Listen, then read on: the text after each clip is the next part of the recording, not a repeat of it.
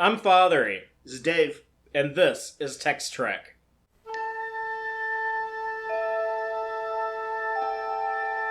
Engage.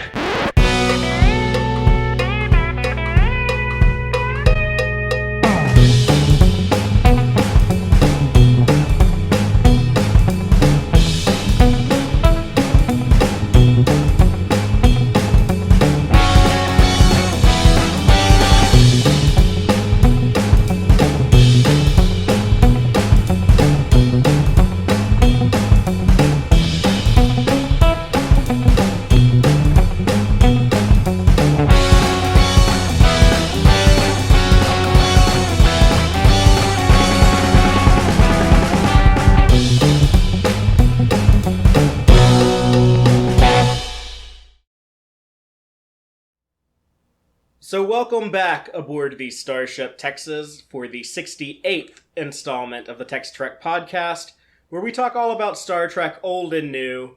And tonight we are talking about the series finale of Star Trek The Next Generation, All Good Things. It's the anniversary, right? 25? Yes, so we're now in the month of May, and this episode originally aired in May of 1994, 25 years ago.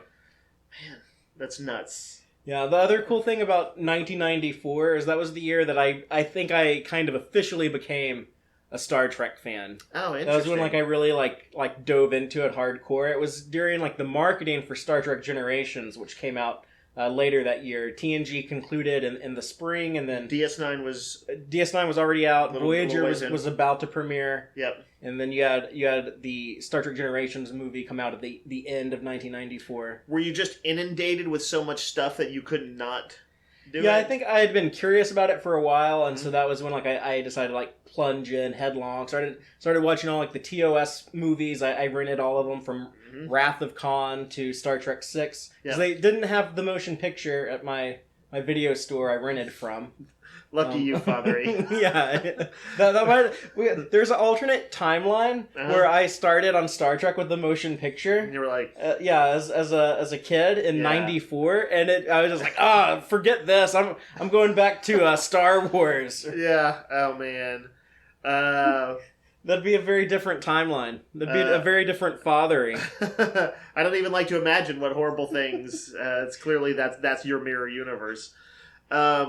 Was this at a Blockbuster, by the way, or a Blockbuster-type video store? Yeah, but it wasn't a Blockbuster. Yeah, there was a zillion others. We didn't have a Blockbuster in my town. Oh, interesting.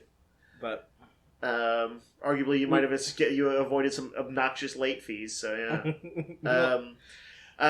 That's interesting. I think I've told. I don't know if I've told my story on air before, but this is TNG at the time had been a love-hate thing for me. That I would say kind of leaned a little more on the hate watching side. That's definitely how you've explained it to me. Yeah, in the especially in the latter seasons, I doubled down on, man, this will never live up to the original. The original was so much bolder and brasher, and so on.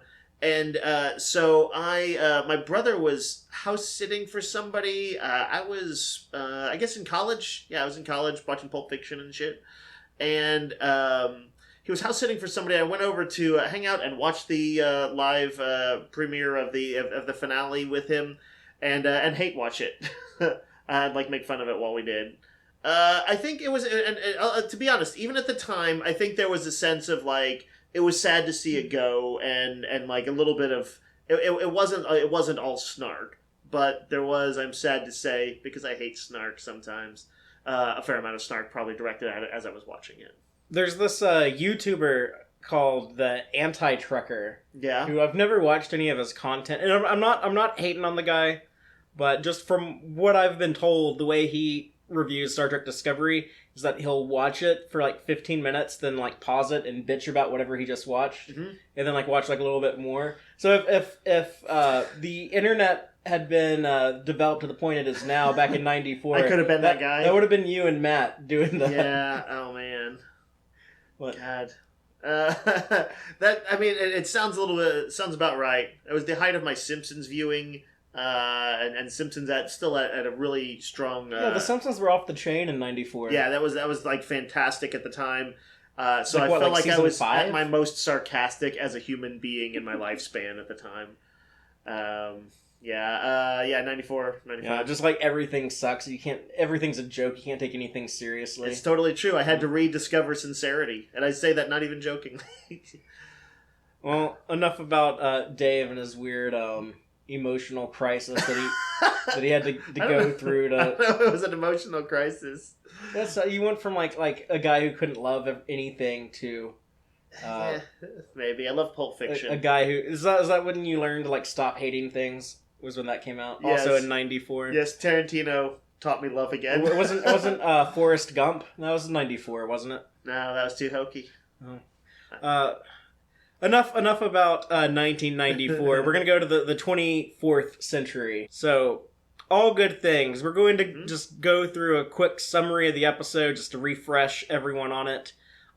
We typically do like a warp speed summary when we're talking episodes. We've been doing that with like the Discovery episodes. Right. Like a little 5-minute walkthrough of the high points. But in all good things, we have some more advanced warp technology. We have an Enterprise that can travel at warp 13. Yeah. So this is going to be a little bit of a brisker summary. This is the warp 13 summary. Oh my god.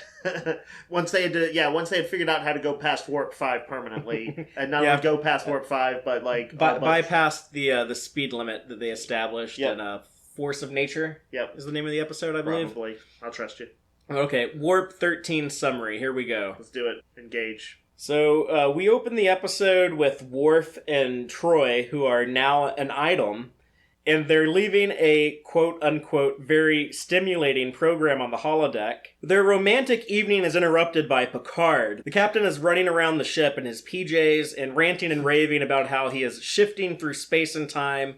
He explains to Counselor Troy that one moment he's on the ship, the next he's back in the past, then suddenly he's an old man in the future.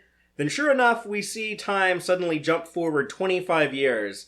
Picard is bearded and noticeably older, tending to the grapevines on his family's vineyard in France. He's visited by an older Geordie LaForge, who is checking up on his former captain after hearing he's been diagnosed with Irritonic syndrome, a neurological disease. But old man Picard is still in the early enough stages of the disease that it hasn't started to break down his synaptic pathways yet, and he still seems to be in pretty good shape. That is until he starts seeing a bunch of raggedy peasants booing and hissing at him that Geordie does not see.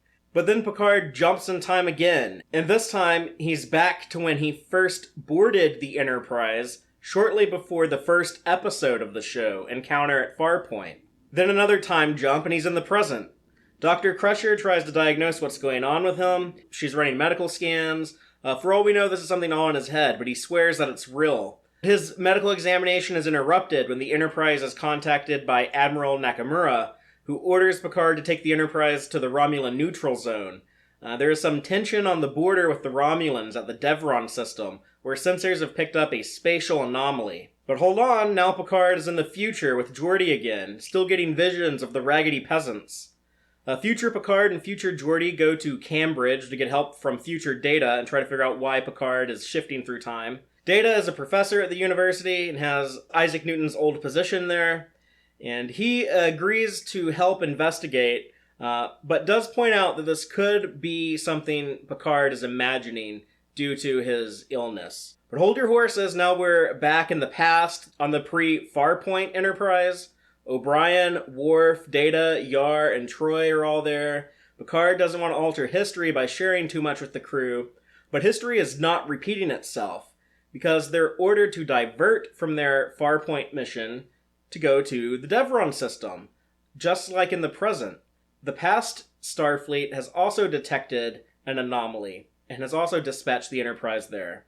Picard shifts again, back to the present, then back to the future, just going back and forth all over the place. But the Picard of the future decides he should check out the Devron system in that time as well, except in this time, there is no neutral zone. The Klingons have taken over control of Romulan space, and relations with the Klingons aren't too good in the future. The only Federation ships allowed in are medical ships. So this is where future Beverly Crusher comes into play, or Beverly Picard. She is Jean-Luc Picard's ex-wife in this future, and captain of the medical ship USS Pasteur. So Captain Beverly Picard agrees to take Old Man Picard, Data, and Geordi to the Devron system. However, back on the past Enterprise, Q shows up, and the raggedy peasants are in fact the characters we saw in Encounter at Farpoint, when Picard was put on trial to prove that humanity was more than just a barbaric, savage child race. Q says that he's responsible for these time jumps, and Picard will cause the destruction of the entire human race if he doesn't figure out what's going on with this anomaly. When Picard gets back to the future, the USS Pasteur picks up Worf on their way to the Devron system. After Picard gets to the Devron system, in all 3 different times, he has each of them scan the anomaly by using an inverse tachyon pulse. The strange thing is that the anomaly is not even present in the future. In the present, the anomaly is 200 kilometers in diameter. In the past, it's even larger. It's 400 kilometers in diameter. The Pasteur's investigation of the anomaly is interrupted when they're attacked by Negvar Klingon warships. But Admiral Riker shows up like a boss on a refitted version of the Enterprise D. And this thing has 3 warp nacelles, it has a badass phaser cannon.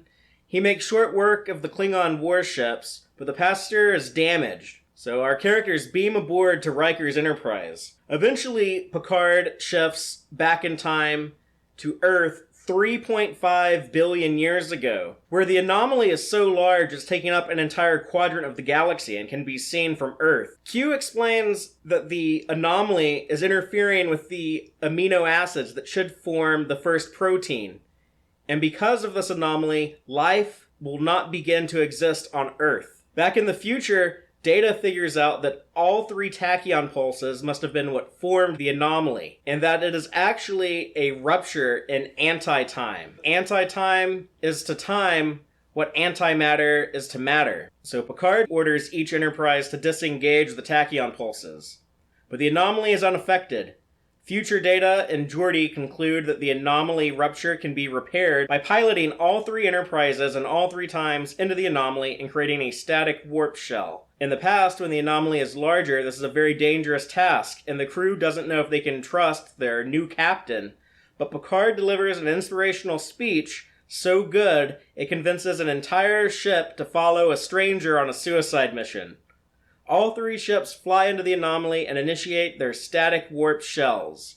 The anomaly begins to collapse, but the ships blow up one by one, until finally only the future Enterprise, the future Picard, remain. But he has the ship stay the course, and as it explodes, Picard is transported back to Q's courtroom. Q then reveals to Jean-Luc that he has succeeded. Humanity is saved. Picard says he hopes to never find himself on trial by Q again.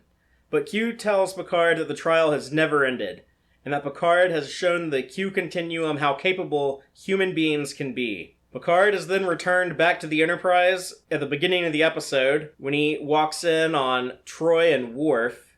He asks Worf the star date, and Worf replies it's 47988, like it should be. Later, the senior staff of the Enterprise are sitting around the poker table, playing cards, when Picard unexpectedly arrives. For the first time ever in the show, he takes a seat at the poker table and deals out a game of 5-card stud. Nothing wild, the sky's the limit. And that's the end of Star Trek The Next Generation. So I have a question. When they were... the structure of the episode feels like it was very clearly based on A Christmas Carol. Ghost of Christmas Past, Present, and Future. Picard has even played Scrooge before. And Scrooge is He like... did that after this, though. Did he? I think so. I think the movie might have been made after this, although, was there also like a stage production he had done? I don't know, probably. I feel like he had done one of those one-man shows. But, like, Scrooge is all, like, running around in his night clothes and all that. I feel like... I never even made that connection. I hadn't thought about it until I was watching it this time, and I was like, oh, somewhere in there it, like, kind of clicked. And I don't know that there's anything to be made of it, but that is a very kind of classic structure. Usually if somebody who needs to repent and learn something... I don't know if Picard had to actually, like, necessarily learn something in this one. No. I'm not sure what his arc was. He was actually at the end of his arc, arguably. I guess, he sort of had to. He had to kind of find his footing with the crew, because there is... I mean, we'll get more into this in a little bit, but there is this suggestion that things don't necessarily go great between them in the future, and he does have some things he needs to change. So. Yeah, I mean, like there is a message of the episode, I think. Yeah. Anyway, that was just a first thought. I just wondered if that's like something that people talked about very often, was the seeming link to A Christmas Carol. I'm sure someone else has pointed that out. Yeah, but, it has to be. I even thought of that a little bit, but I never made the run around his PJs connection. Yeah. But right. So our general thoughts on this. I definitely liked it more than I did before. I did find that some of my old complaints actually still stuck around though, and it wasn't quite that. I think maybe the perfect ending for me that I think it was for many Trek fans. the thing is I like this episode so much more than any of the Next Generation movies. That part of me really wishes that they never made those movies. That this was just the end. This was the last we saw of that crew. I can see that approach. Of course, we're getting more with the upcoming Picard show. But, I mean, that makes this episode strangely relevant because the Picard show is going to be set in the year 2399. Mm-hmm. So 4 years after the future events of this episode. Man, that's crazy that they have outpaced the far-flung future of 1994 when it was made. And what was the year for the characters? It would have been 2395. 2395. They did, of course, say it was a possible future at this point. So that's another Christmas Carol thing. Presumably things changed. We know that they changed, and Picard decided to take a more sort of, a more egalitarian role with his crew, to just be friendlier with them in some ways. Well, the message of the episode is all good things must come to an end. Mm-hmm. It's in the title. Q actually says that line. And it is important to cherish the moments you have when you have them. Right. Because nothing's going to last forever. Right. And then I guess he realized he had his style of captaincy has maybe been a little bit aloof, and that he hasn't made the certain connections with the crew that he might have liked to have. And Riker actually has a line. The old man Riker says, "You think you have all the time in the world until you don't." Right. That's I like that, short and sweet. It seems like properly Riker blunt. But yeah, speaking of it being set 25 years later, and this episode came out 25 years ago. Mm-hmm. So we can see how these actors actually aged in 25 years, sure. and how the characters aged on the show. Yeah. And I gotta say that some of them that kind of looks how they look now, but some of them I think aged pretty differently. Like Riker doesn't have all those old man liver spots on his forehead. Yeah. He looked like he had I think because he had lost Deanna, I think they wanted him to look kind of careworn, he had age had gotten to him in a way. Yeah, I mean he's still Jonathan Frakes is actually really gray like that, like his beard and his hair, but he seems a little bit more, just in person he kind of projects a more vibrant, energetic quality than gravelly Riker did. I like to think that after the loss of Deanna, Riker just became an alcoholic, and that really aged him. It sort of could fit. Not that he seems drunk in the episode, but we do see when Picard's looking for him, Admiral Riker is at 10 forward. Mm-hmm. So he likes to hang out in the bar. Yeah, knock back some synthahol shots. I thought Geordi was looking particularly good. I think... At first I was like, does he even have gray in his hair? I wasn't even sure if there was anything. I think he looks a lot like how LeVar Burton looks in 2019. Can't say I've seen a picture of him recently. Every once in a while I think I've seen him promoting the new Reading Rainbow and things like that, but I can't remember quite what he looks like. Yeah. So pretty close. I was just in an elevator with him a year ago. Yeah. So I got a pretty good look at him then, and it's good. Oh my God, you look like you're going to be walking through the vineyard looking for old man Picard. I hope you actually said that to him. He's like, "Who are you?" Speaking of the vineyard, just a real quick aside. I don't know if this was intended, but when you have a finale like this, I'm always looking for something that kind of has some metaphor or allegory to it. And him sort of pinning the vines or whatever, tying them to the fence or whatever that he was doing, seemed like sort of a good metaphor for Picard in general, trying to shape chaos into some sort of order and beauty. Take these kind of curling vines and pin it and turn it into wine. That would seem like a very Picard kind of thing to do. And even to the point of getting Geordi to help him. It seemed very it seemed to fit in my head. He needs to delegate an assignment to someone. Yes. But, it's interesting that he's called Ambassador Picard a couple of times in this episode. So it implies that he leaves Starfleet to be an ambassador at some point. That seems like a fitting career turn for him to me. Then he probably gave that up because of his illness that he has. I guess, but would it have been just recently? Because it's something that's only spoken at, he's surprised Geordi knows about it. Geordi's like, I've got friends who know people, and it got out. So what's up with the confidentiality with Starfleet Medical? Discovery was clearly just writing on what we have seen here, which is that they will hand out your medical records to anybody who kind of shows the faintest interest. Yeah, that would be like if you got diagnosed with, I don't know, let's say syphilis, and I asked you about it, and you're like, how did you know? I'm just like, well, the old lady's got friends at the hospital, so you know how word gets around. Like, and then I'm like, ah.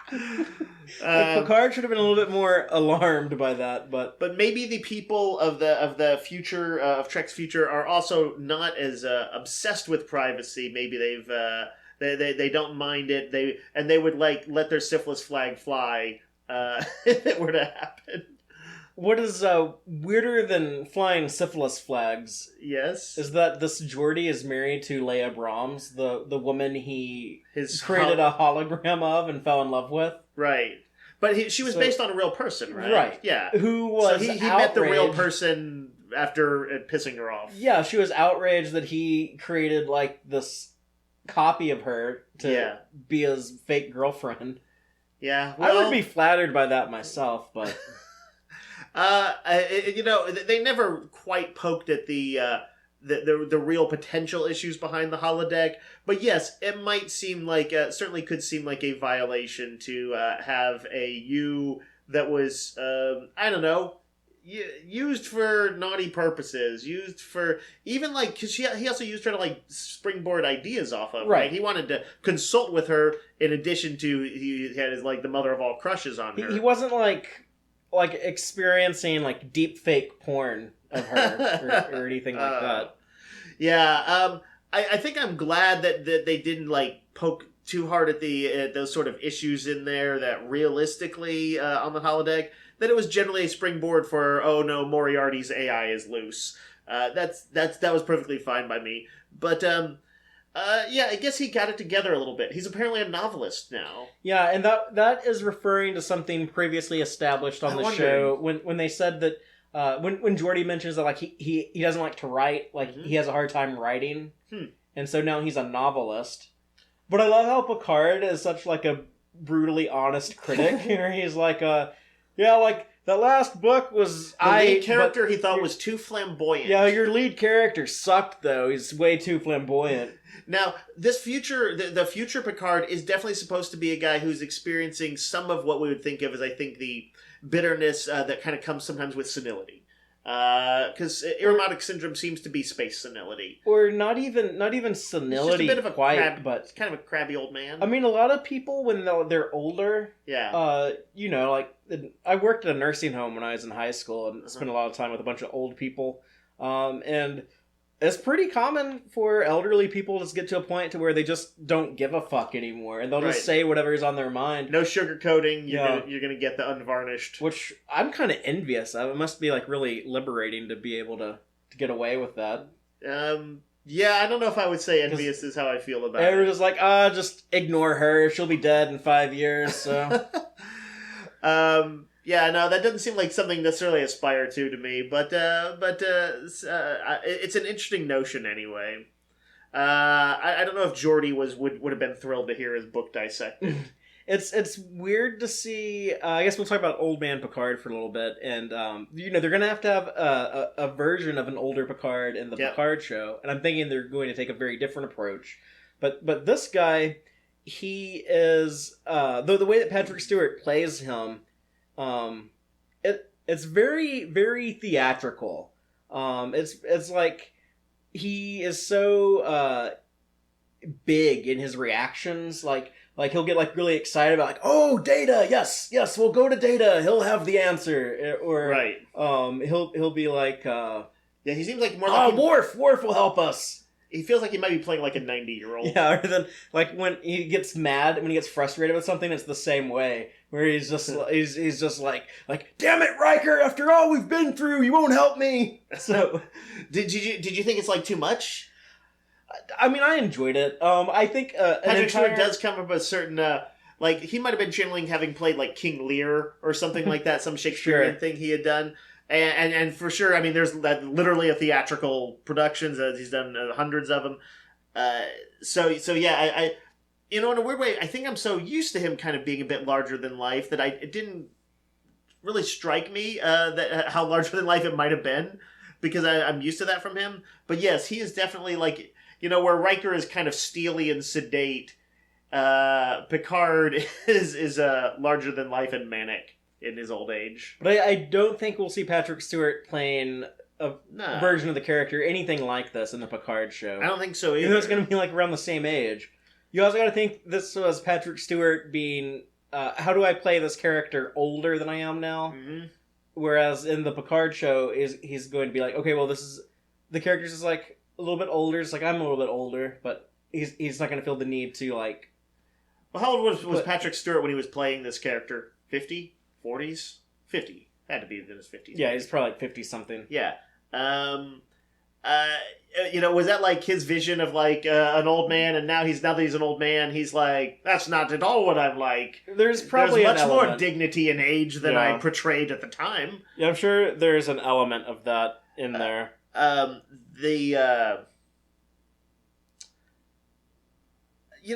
thing that I actually...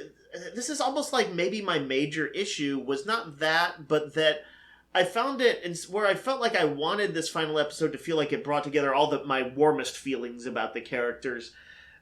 Showing them kind of being kind of bitter in their, not necessarily old age, but older age, was kind of made me sad to like see that, Worf and Riker had broken up, and Beverly and Jean-Luc had gotten together, but then they apparently fallen apart. You don't like that they got divorced? Because I love that. I mean... I love that, like...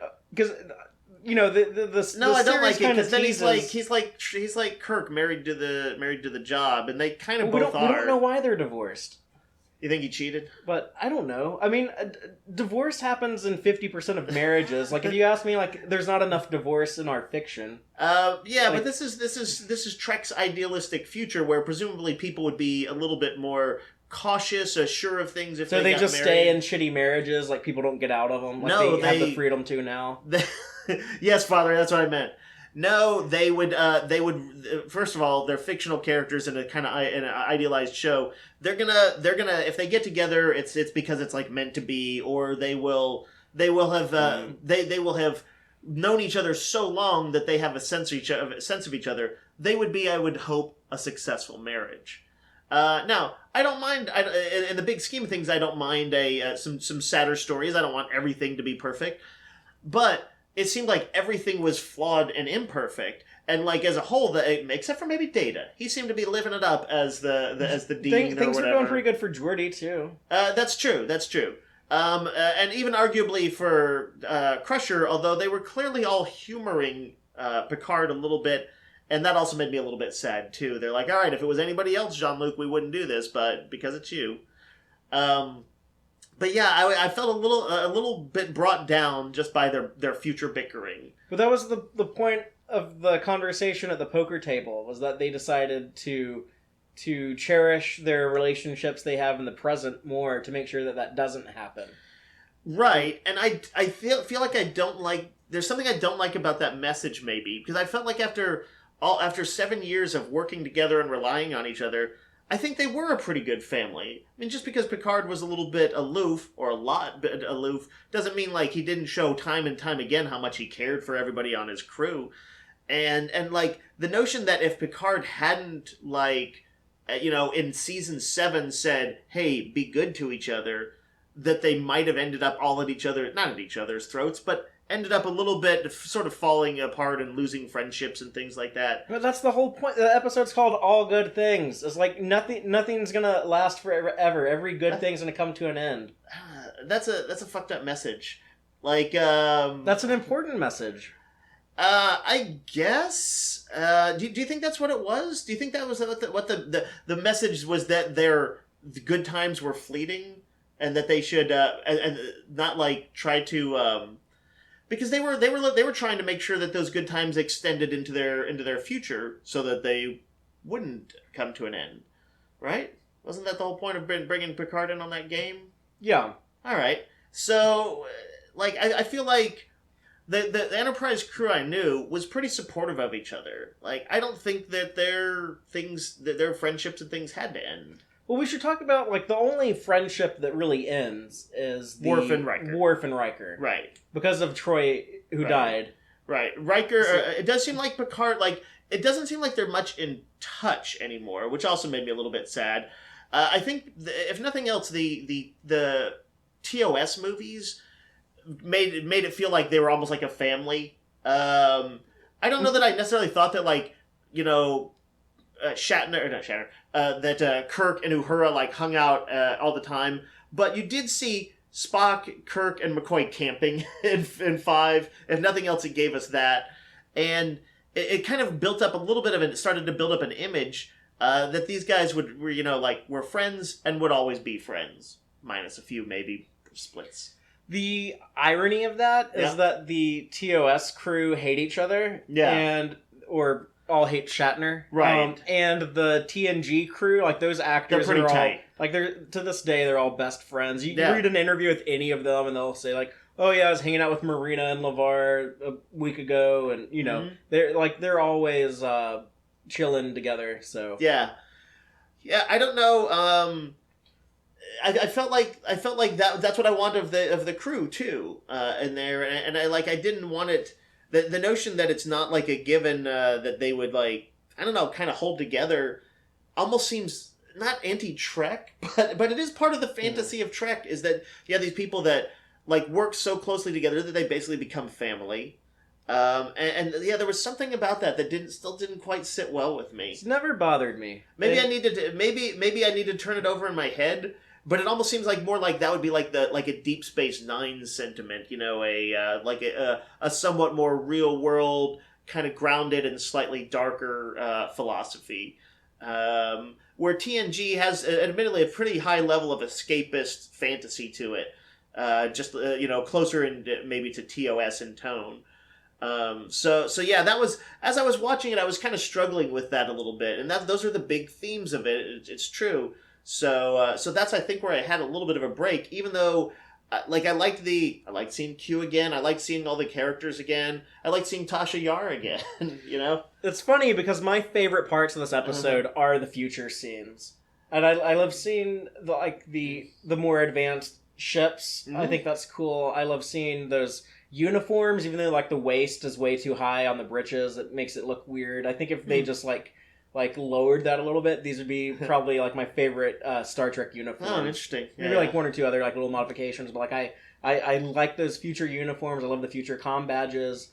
I like the positions where everyone ended up. I like Worf going back to the Klingon Empire and being a governor of a Klingon territory, which was actually called Hatoria. And in Star Trek Discovery, they say that's where like the Vulcans did their Vulcan hello to the Klingons. Oh, interesting. That's cool that they tied that in. But the way that Crusher and Picard were married and it didn't work out, and they, we don't know the details of it, but they decided, this isn't going to last, let's get divorced. Mm-hmm. They still were friends with each other. Yeah. And I don't have it. I think divorce is underrepresented in media anyways, and it's something that should be kind of like more normalized, I think. Sure. But I don't know if I consume enough media to have a strong opinion on whether it shows or not. Certainly, there's plenty of divorced characters in movies and TV, it seems like. It doesn't seem like it's 50% like it is in real life. Probably not. Yeah, movies certainly have a lot to answer for as far as like creating false expectations that lead to divorces. That's also just like a personal pet peeve of mine. Is I don't like this way that fiction promises everyone like you're all entitled to a happily ever after with someone. Where I don't think it's like a good message to send out. But that might just be me being too cynical. I don't know. Maybe, yeah, I don't know. I think there's a reasonable case to be made for it. Certainly, I do feel like that Troy got the short end of the stick, as she often did on The Next Generation, by being killed off and not shown in the future. Yeah, that was kind of lame. But I think it is kind of interesting that they made a big deal about the Worf-Troy relationship, which was never brought up again after this episode. And we don't know why they broke things off. That's never been addressed in anything canonical. I think that might have been touched on in the novels. It was just a season 7 thing. It was just like a few episodes in season 7. They didn't seem like a natural couple necessarily. Like literally, like the the opening scene in this is a tongue-in-cheek thing where basically Worf's not being romantic and she wants kind of traditional romantic. Maybe, you know what I was thinking as I was watching that, I was like, maybe you need to, what did he say? It was stimulating or whatever. Maybe she needs to give a little bit more on her side and appreciate whatever Worf saw in it. Well, the way that Jonathan Frakes reacts when Troy says that she already has dinner plans, and he looks so sad. Yeah. Like, I thought that was like pretty good performance from him. Yeah, for sure. And then it's weird when he admits to Picard that he's distracted on the bridge shortly after that. Mm-hmm. But that was like strangely honest when you just be like, "Oh, sorry, sir, I was distracted." Like it gives it more gravity though. It's like, oh yeah, that really hit him hard. Yeah, totally. He, I suppose it arguably makes his later movie connection and marriage to her a little bit deeper to know that it could throw him off that badly. Where he's pretty much an ideal first officer, and he was sort of falling down in his job after literally, Picard had just said, if I start to have any of these episodes or a break from reality, I need you to take over instantly. Yeah. And he's like, Riker. It was definitely a good performance. That's something that maybe doesn't get talked about enough, is like just how strong I think those actors had gotten at that point, and how believable they were as all of those characters. How do you think Troy died? Because they never explain. They leave it very mysterious. Because if to do a little Data Sherlock Holmes on it, there doesn't seem to be anybody that he's vengeful about. Like, one day I'll find the Cardassian who did it, or anything like that. If anything, Worf is vengeful to Riker. What does he say? Well, he never spoke to Riker again after the funeral. That's true. But I don't know. Is it just that because Riker didn't reach out to him at the funeral, right? Isn't that the deal?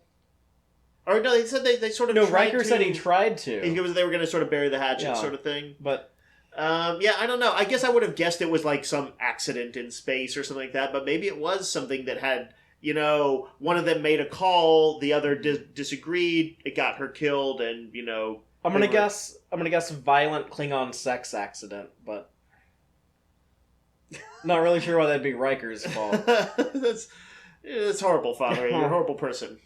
Let's talk about Data, and he has this really cool position at Cambridge, and he has emotions now. He says that his tea lady makes him smile. We actually see him smirk a couple times in the episode. He can use lady serving him. contractions. She seemed like somebody from Mary Poppins time. She's like, "Is your tea, governor?"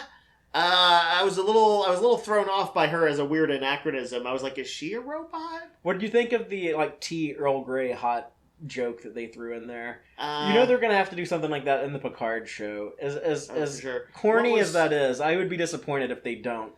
What was the... He guesses that it's not Earl Grey, right? Yeah, I was like, oh, this tastes more like, I don't know, whatever, some other type of tea. Yeah, some other type of tea.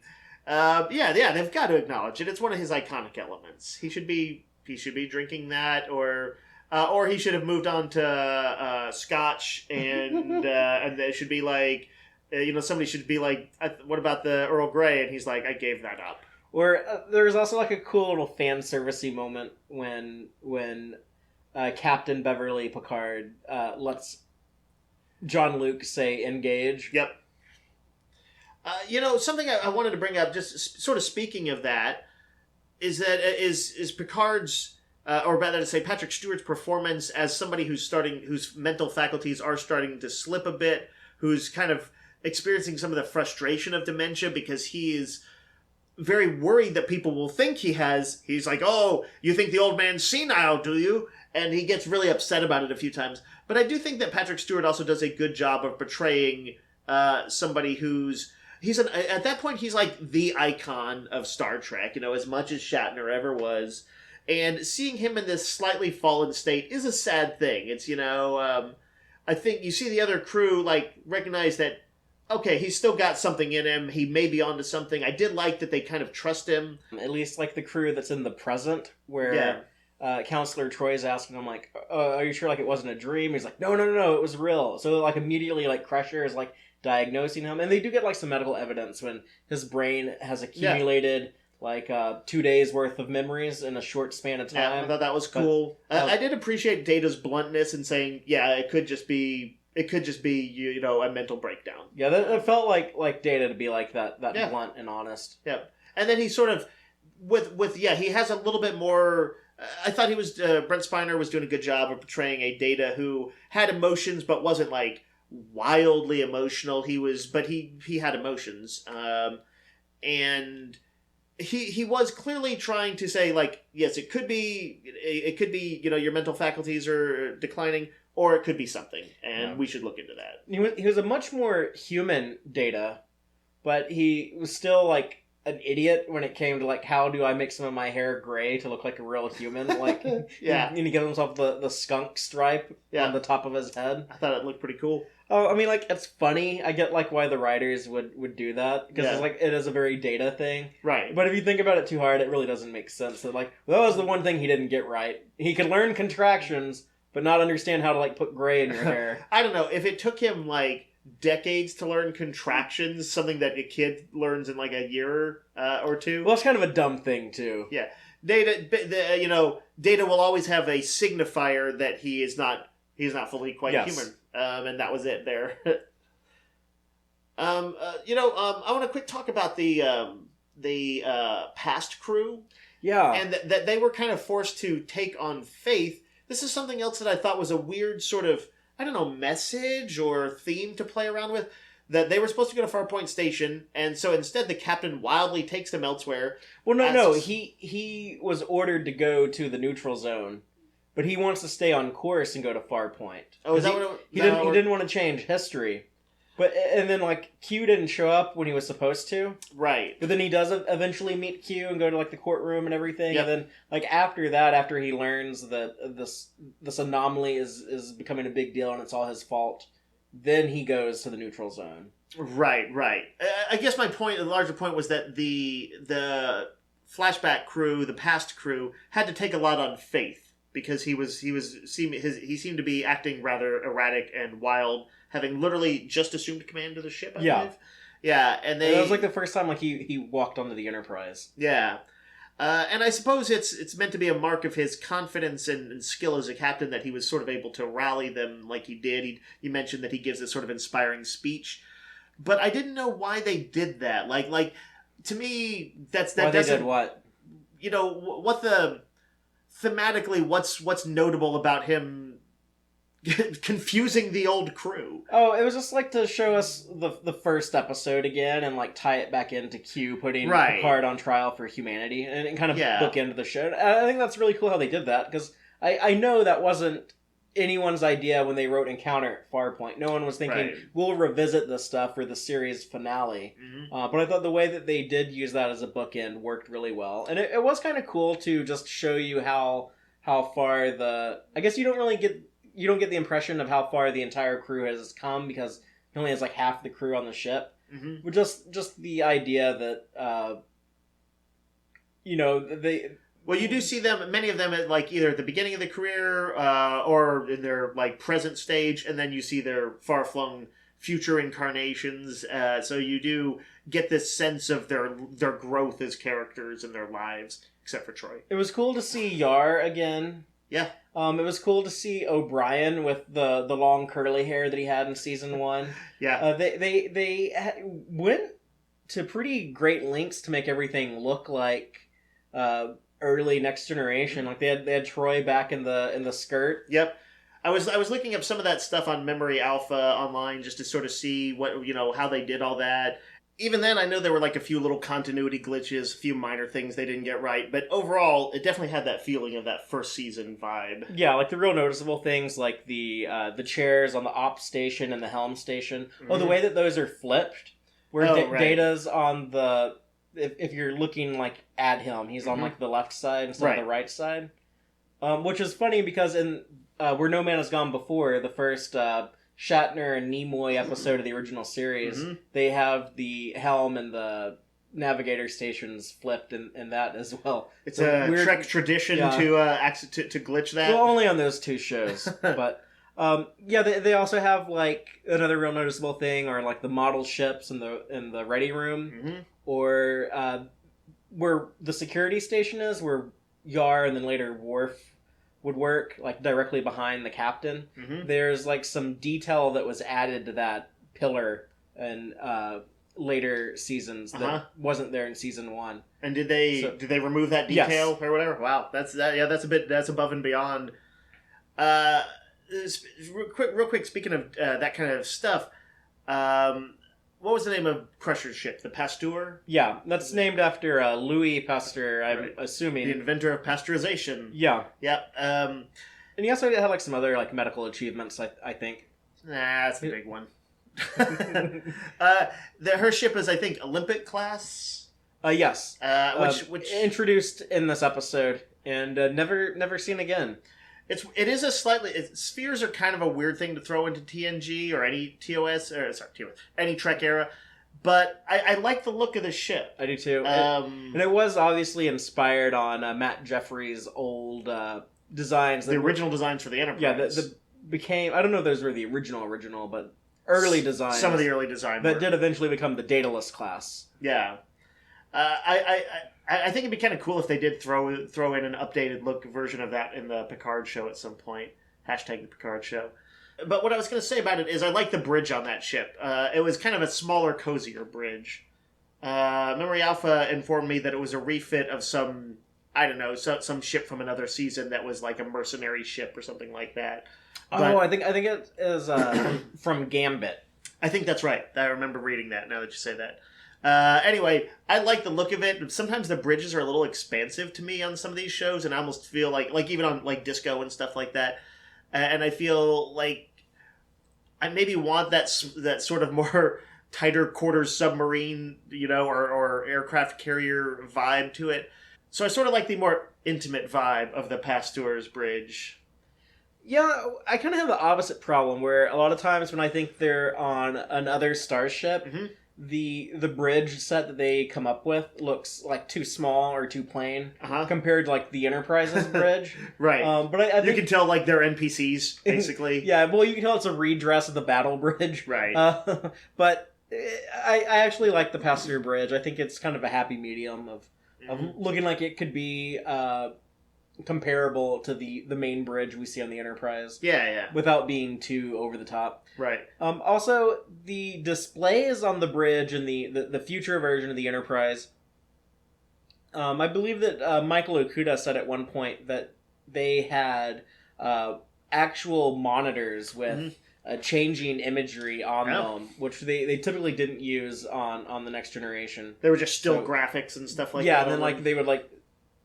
If there was like an animation on a screen, a lot of times I think they would just like blue screen that in later. So that was cool. But yeah, I like the idea that Riker would become an admiral and then go and pull the Enterprise, the ship that he always wanted to be captain of when he was the first officer on there. That he would like pull that out of mothballs and refit it. Kind of like it feels kind of like a guy having a midlife crisis, and he goes and buys a classic car. He goes and buys the car that he had when he was like a teenager, right? And then like soups it up, puts like a third warp nacelle on there, adds all these guns, adds a cloaking device. Right. I have to say, when it takes down that Klingon ship, it looked just the special effects wise, it looked awesome. They wrecked that ship hard. Yeah, they're like the phasers just like right up through it. Yeah, and the to me the Galaxy class has never looked cooler than when it has all that extra shit added to it. I like the Galaxy class as is, but it did look pretty cool. I know you tend to like dislike when there's 3 nacelles or 4 nacelles on a starship. Yep. Do you think the Galaxy can pull it off? I kind of think it did actually. I think it looked pretty good. I'm not 100% against the triple nacelle. I think I would, to get it in my head wrapped around it, though, I think I would need to see it as a main ship for at some point in a Trek series, and not just the ship that shows up. The other cool thing about that, with the technology, like I mentioned, it does have a cloaking device. Mm-hmm. That really makes sense because the Federation ships aren't supposed to have cloaking devices because of their treaty with the Romulans. Right. Prohibits the Federation from using cloaks. Mm-hmm. So if the Romulan Empire was dissolved, they should be able to use cloaks. That makes me think, okay, Picard's show is going to be set post-destruction of Romulus. Mm-hmm. So are we going to see, like, Federation ships who can cloak in the Picard show? For purely, like, sort of nostalgic reasons, I kind of don't want that to be the case, because then I guess you have to, like, rethink how the whole situation works. You know, you would presume that maybe a lot of, at least all the major wealthier empires have cloaks too. But maybe they've all figured it out now. I usually prefer that, just because cloaking is seems like a ninja stealthy technique, and it feels so suitable for like the Romulans as they were. Sure. That I kind of seeing it with the Federation as an ongoing thing would seem weird to me. But I'm open to whatever, however they want to rethink it. Yeah, I think it'd be weird to like give everyone that ability. Just like from a writing standpoint, it kind of makes your ships too capable. Right. However, my favorite Star Trek movie growing up and my favorite Star Trek TV show both have a cloakable ship that the heroes can use. So, yeah, that's interesting. You're talking about Star Trek 4 and DS9. And DS9, yeah. I guess we'll have to see. Also, this Enterprise can travel at warp 13, mm-hmm. which is weird because in Voyager they really established that warp 10 is the fastest possible speed. At warp 10, you're everywhere in the universe simultaneously. Yeah. It's kind of a stupid idea. However, if you think about it for a little bit, if ships are going to get faster in the next 25 years, you know, instead of saying like, oh, we're at warp 9.9999999, you would think like, oh, you would probably at some point just need to reinvent the warp scale. Right. So I think it's fair to say that that's what happened. I assume it was just like Spinal Tap, and somebody drew a 13 on the monitor. It was like dialing up to 11. Yes. Well, I know like Ron Moore, who this episode was co-written by Ronald D. Moore and Brannon Braga. Mm-hmm. At this point, they were kind of like the two main Star Trek Next Generation writers. Mm-hmm. And you know they were like the guys who did like the heavy duty episodes. And right. They wrote the first 2 Next Generation cast movies. But Ron Moore never liked the like warp 9.999. Like I've heard him complain about that before. Yeah. You know, in the original series they didn't care. Like sometimes they would mention like speeds like warp 12 or stuff going faster than warp 10. Yeah. I think Ronald Moore is right to think that's silly. Yeah, I agree with him. And Brannon Braga from the city of Bozeman. Mm-hmm. Probably the reason why that's where Zephyr Cochrane makes first contact with the Vulcans. Yeah. But there's mention of the USS Bozeman in this episode. Mm-hmm. I don't know how many people catch it when they're watching this, but that's the ship that Kelsey Grammer commanded from the past who came forward in another temporal anomaly episode. Oh, wow. Interesting, yeah. I definitely didn't. But I want to talk about like the writers for a little bit, because they wrote this at the same time they were writing the movie Star Trek Generations. Mm-hmm. And I think All Good Things is so much better than Star Trek Generations. And I think that they were more worried about having like a strong ending to the show than having a strong first movie with this cast. I could see that. Incidentally, I will have to rewatch Generations when we're doing our movie viewing. But I probably almost certainly feel the opposite of you on this, and like Generations overall good things. Yeah, but I don't really like Generations as a movie, anyways. So they all share in common a sort of problem of everything gets actioned up. The nuance of the show kind of goes out the window sometimes. And this one Generations had the extra responsibility of being a finale for Kirk and kind of did that dissatisfyingly. But in a way that I somewhat works for me. Obviously, we'll talk about it more when we get to it. But I think I felt like I was more emotionally tied into that than I might have been for this one. We'll see. I feel like it might. I had been overly harsh on it when I first saw it in the 90s, probably. I think you're trying to make up for that harshness now, and you're giving it too much credit. I don't think I'm trying to make up for it so much. I think I'm giving it credit that I just didn't get at the time. But my assessments are cold and clinical, sir. Well, we'll talk about it when we get there. But another thing with the past Enterprise is that we get to see Tasha Yar again in the last episode. Mm-hmm. It was cool that they could work in a way to include Denise Crosby in the big finale. Yeah, and I love that moment where Picard comes back. For once, something terrible doesn't happen to her in the episode she's in. She only had like terrible things happen in one episode, really, but. Well, that is to say, her character got killed off in season 1, and then when she came back, it was her character was arguably had to go through some horrible stuff. Yeah, but that was not with yesterday's Enterprise. It's not that horrible. When they explain like, oh yeah, she actually became like a Romulan's concubine and got raped and impregnated. It's so horrible. And then killed trying to escape the Romulan sex dungeon. Yeah. That is pretty horrible. Yeah, but in this one, all she had to do was hang out with Picard, marvel at how cool the Enterprise looked, and occasionally say, "Sir, do you remember that I'm the security chief and not Worf?" That was a cool moment. Yeah, I like that. I also love when Picard flashes back to the present, and he's like, "Oh my god, I just saw Tasha," and he's like almost in tears. Yeah. Something else, something I want to really give it credit for is the way the structure is done.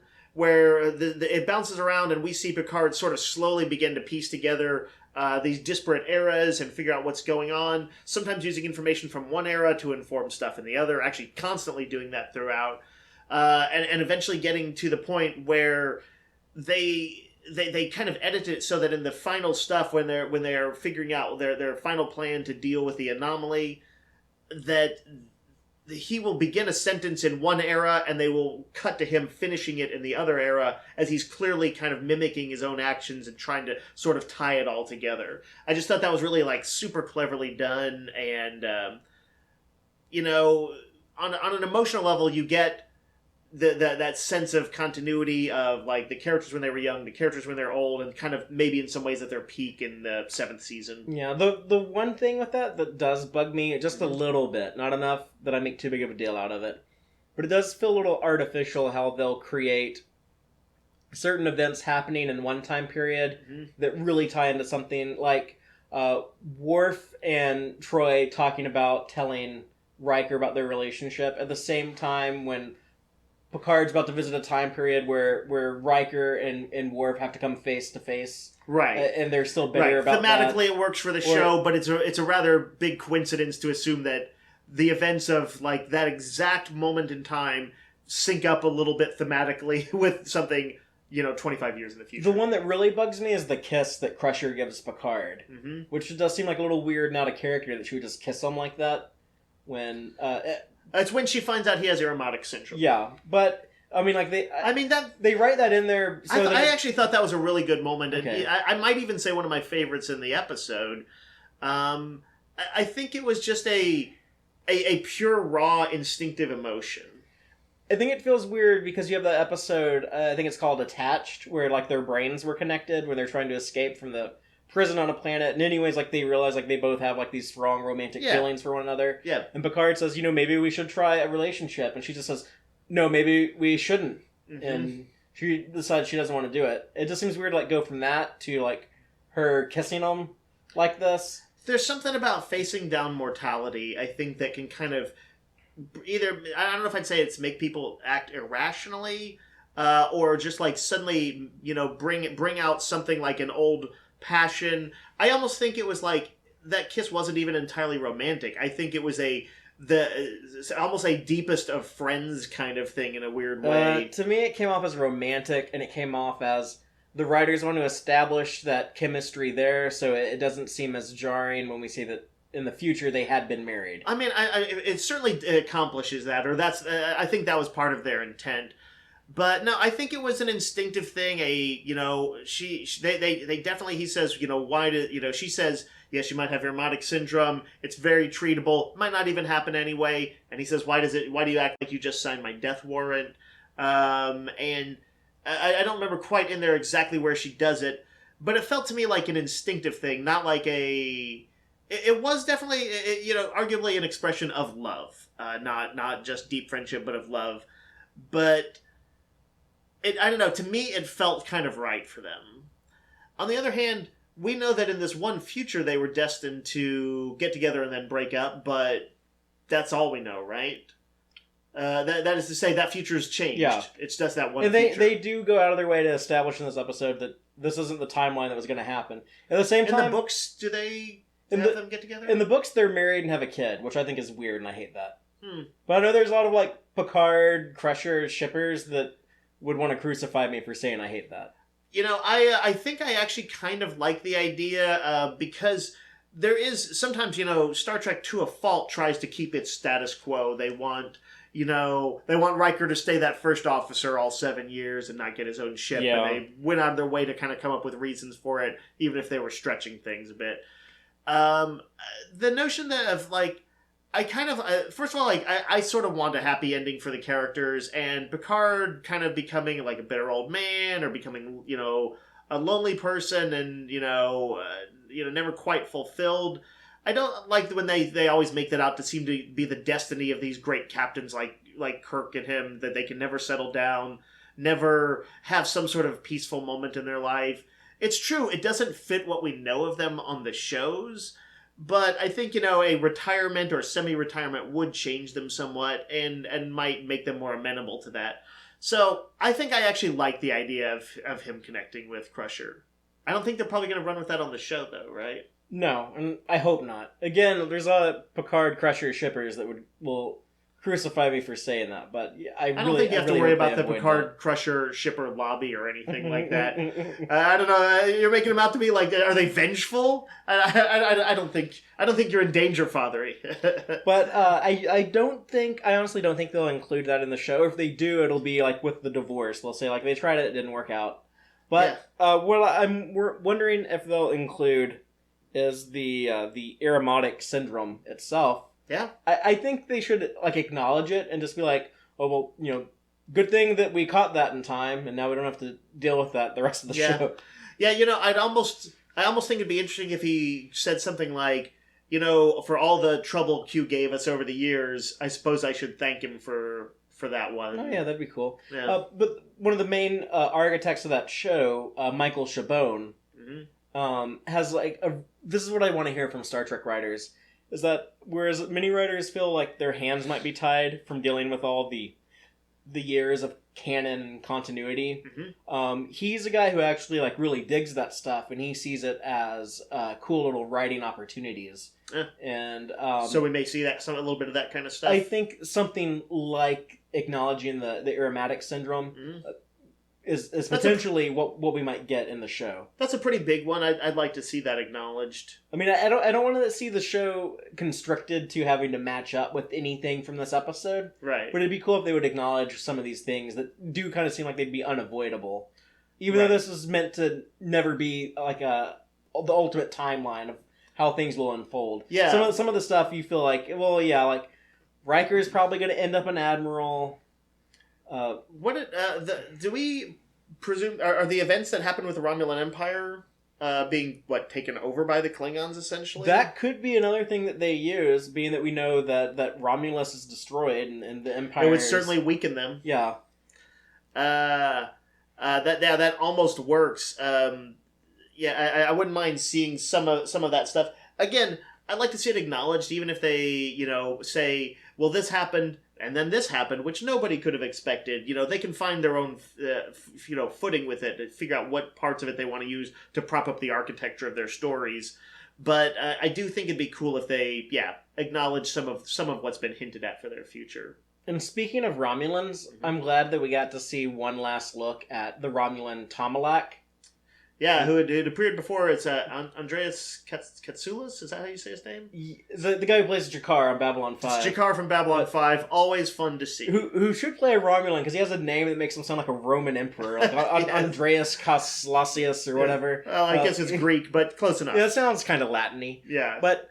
I love him because he's not like a stuffy, boring Romulan. Yeah. Like he's a little bit more of a high energy. He's a high energy Romulan. He's like all close to the camera when he's on screen talking to Picard. He's like, "Hello, Picard. Are we just gonna stare at each other from across the neutral zone or what?" Like he's like really like excited and into it. Yeah. Which that doesn't seem like a guy who, when you're having like a possible like diplomatic clusterfuck.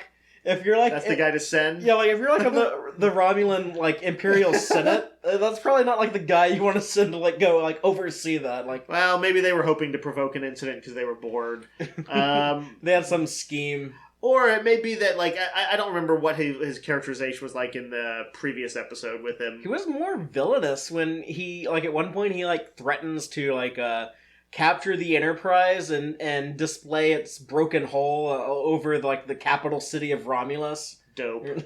That's dope. He may be like a badass tactician who can, put his money where his mouth is, but is a little bit histrionic. Anyway, if nothing else, yes, he's a fun Romulan. Yeah, and the show never really used him that much. He appeared a couple times, and then he appeared in like a fake dream episode in Future Imperfect, and then he appears in like this fake future that doesn't really happen. But I mainly am a fan of the actor from his work on Babylon 5, but it's still cool to see. He also shows up on Enterprise. One of those guys who's had multiple Trek roles over the years. Yeah. But I think that's pretty much all I have on this show. Just, Dave, is there anything that with #Picard show coming later this year, is there anything that you would like to see them borrow from this version of the future? Part of it is I would and this is something I don't know if they're going to do at all. I want to see the cast members. I want to see the other members of the Enterprise crew.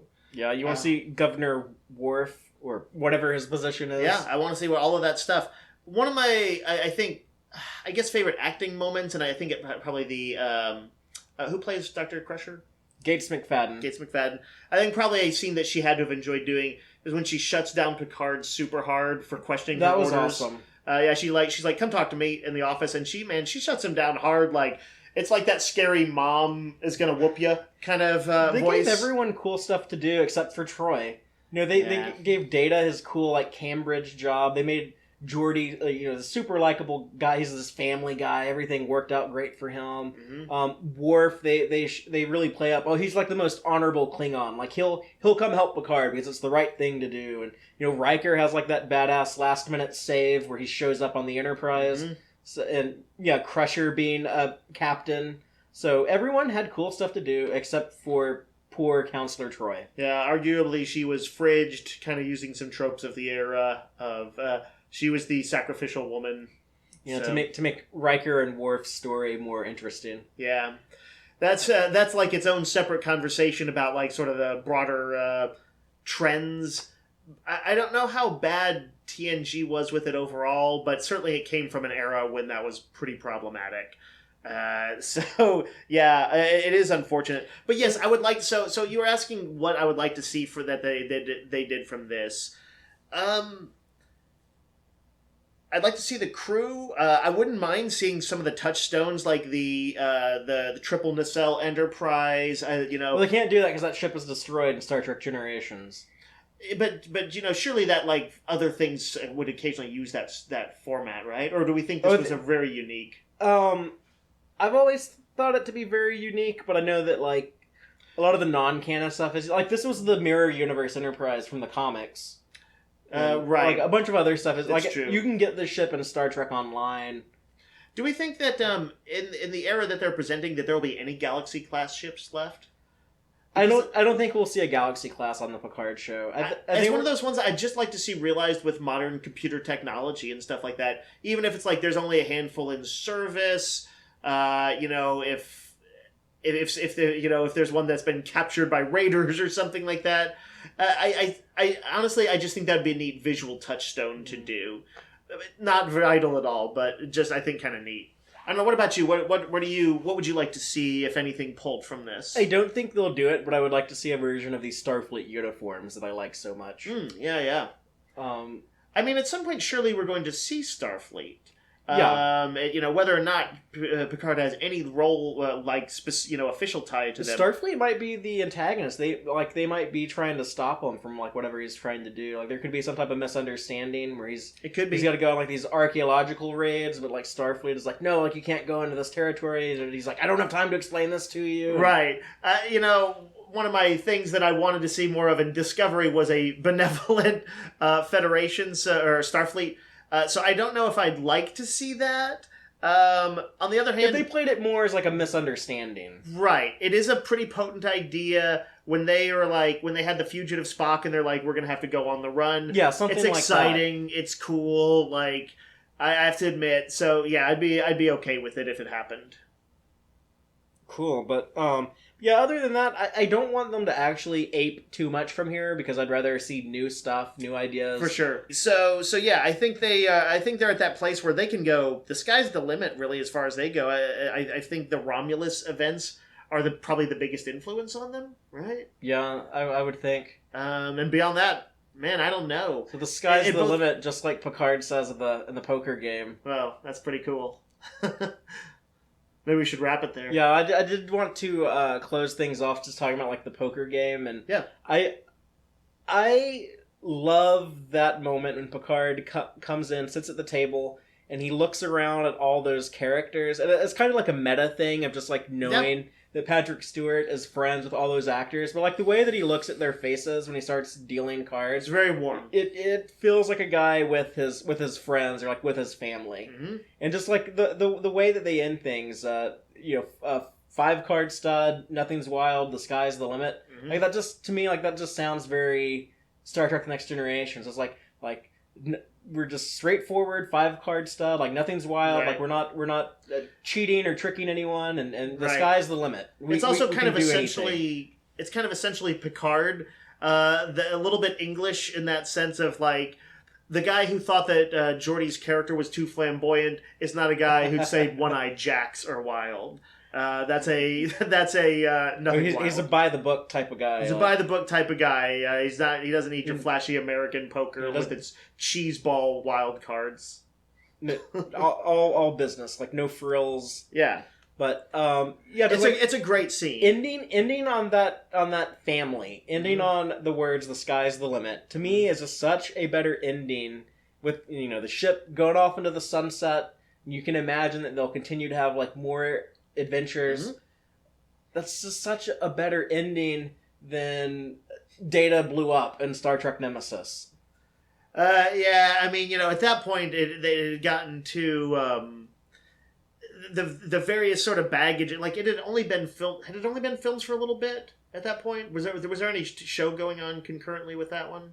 Enterprise was on the air. Man, Enterprise, yeah.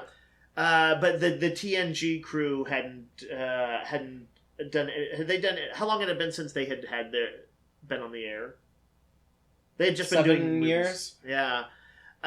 We're at 8 years. Yeah, for sure. The movies are always their own beasts. They're not particularly good at some of the things that the shows were.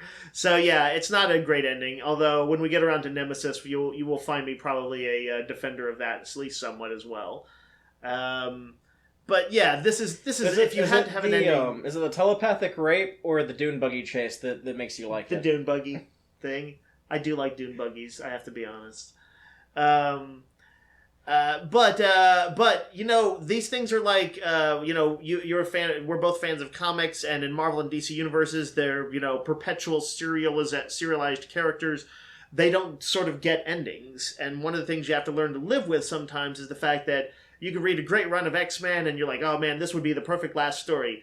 It ain't gonna be the last story. Yeah, there will always be a next writer for these characters, and so does with Star Trek. I get enough of that in that medium where it's kind of necessary that I kind of don't want to see other things that don't have those requirements.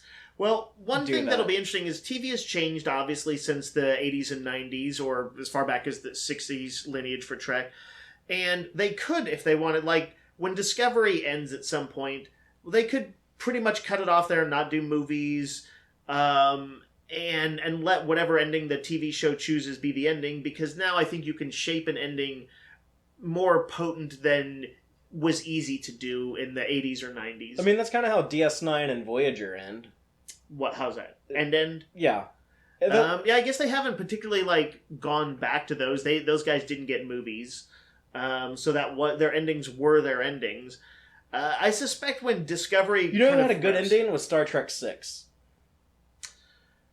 And I never get that moment. Well, yeah, but you don't like that movie. Yeah, that's true. But I think that was a good ending for the TOS crew, and I feel like the closest Next Generation got to that was all good Remind things. me how it ends. Spock makes the joke about like, could it be that like we've outlived our usefulness, and it's very meta. Then they all sign their autographs in the credits. Yeah, no, that's super cool. That's an awesome way to do it. But yeah, I don't know that Star Trek 6. I don't not like it. But it's got a bunch of stuff in it that irks me. Probably the same, but very differently than Generations irks you. But by all means, let us know how you feel about All Good Things. And is that the best Star Trek finale, or is there better ones? I'm kind of partial to what DS9 did, but I'd also like to hear what people think. The thing we were talking about near the end is, do you want to see it impact on hashtag the Picard show? And if so, how would you like to see it impact it? Yeah, and also be sure to check us out next week when we're going to start talking about the Star Trek movies with everyone's favorite movie, The Motion Picture. Actually, that is some people's favorite movie. It's experiencing a renaissance, and has been, I bet, for like at least 10 years now. But yeah. When did the director's cut come out? That was 2001, I believe. Okay, that's appropriate. It's got the same glacial pacing. Yeah, no, I feel like people are much more receptive to it now, and that there's probably, you can find, I bet, a sizable percentage, maybe even in the double digits, saying it's really the best of the Trek movies. Yeah. Insane people, all of them, possibly even our one of our co-podcasters, Brian, when we get around to it. Yeah, and we're also going to be... We'll see what he has to say for himself. We're going to be joined by Dave's brother, Matt, yep, who has appeared on Tex-Trek before. Yep. And he'll be making his big return. Well, I'll be going into our newest viewing of it, or with as open a mind as possible. I'm ready to have my mind changed, potentially. So be sure to check that out, and then of course we'll be moving on to the Wrathacon and Search for Spock, and going through all the Star Trek movies. And we'll continue to be posting our podcast each Sunday, and hope to see you next week. And until then, as always, live long and prosper, y'all.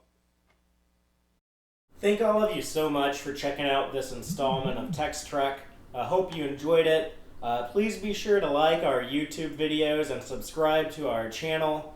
Audio-only version of episodes are available at our website, www.tex-trek.com. Please check out our site, especially if you just want an audio-only podcast.